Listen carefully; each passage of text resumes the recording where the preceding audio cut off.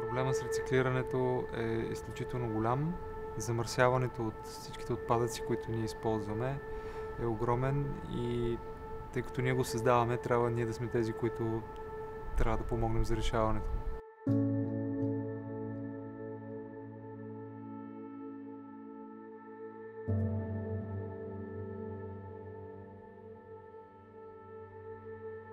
Аз съм Георги, на 35 години съм.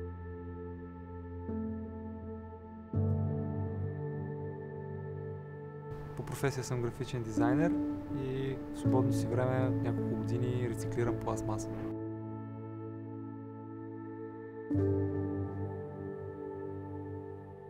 Технологията на рециклиране всъщност е доста базова, тъй като пластмасата е измислена като материал, който трябва да се рециклира. Единственото нужно е да се нагрее и чрез различни машини да се формова наново.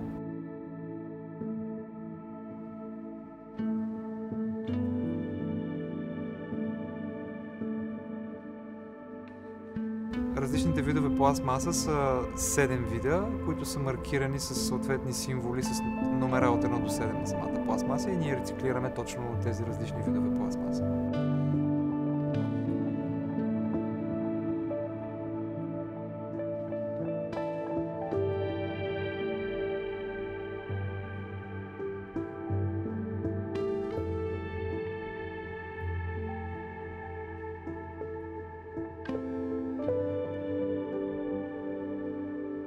Ценна пластмаса София е част от международното движение Precious Plastic, или преведено български ценна пластмаса.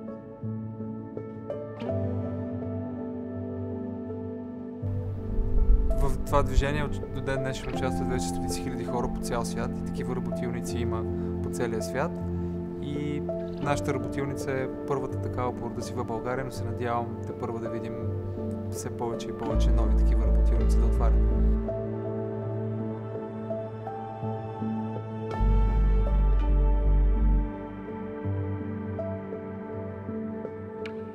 Да, имаме много голяма нужда от доброволци, защото отпадъците са безкрай, а ние сме само няколко човека, които правим всичко това, така че всеки, който иска да прекара време в това да се забавлява, да се познае с нови хора и да направи нещо полезно, може да се заповяда.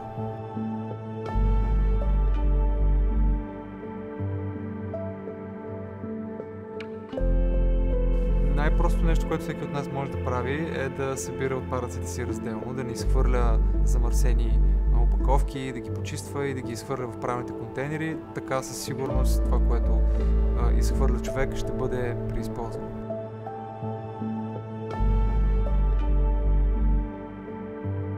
Бъдещето на рециклирането си го представям като част от нашето ежедневие, нещо, което не се замисляме, че правим.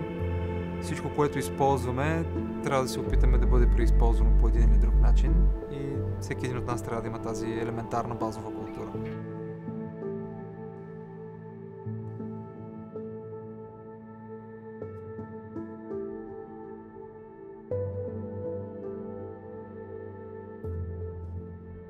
Рециклирането може да помогне и на нас и на природата, защото ние сме едно цяло и ако ние продължаваме да замърсяваме природата, това се отразява и на нас.